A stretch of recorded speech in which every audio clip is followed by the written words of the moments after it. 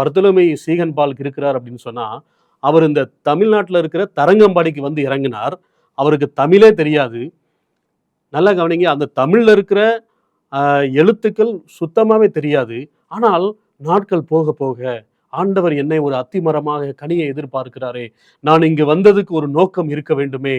நான் இங்கு வந்து என்னுடைய தேச ஜனங்களை எல்லாம் விட்டுவிட்டு, இங்கு வந்து இந்த ஜனங்களுடைய கைகளிலே வேதாகமத்தை எப்படியாவது நான் சாகறதுக்குள்ள குடுத்துறணும்னு சொல்லி, பர்தலமை சீகன் பால்க் ஒரு முடிவை எடுக்கிறார்.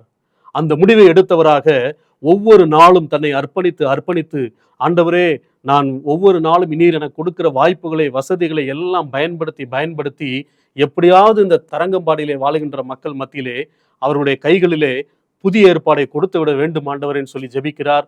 ஒரு பக்கத்தில் அவருக்கு சரீரத்திலே வியாதி, வேதனை, எல்லாம் இருமல், பயங்கரமான ஒரு உடல் வலியை சந்திக்கிறார். ஆனாலும் எல்லாவற்றையும் பொருட்படுத்தாதவராக, அர்ப்பணித்தவராக, முழுமையாக தன்னை தேவனுடைய கைகளில் அர்ப்பணித்தவராக ஒரு நாளிலே எல்லா ஜனங்களுடைய கைகளிலும் பல பாடுகள் படுகிறார்.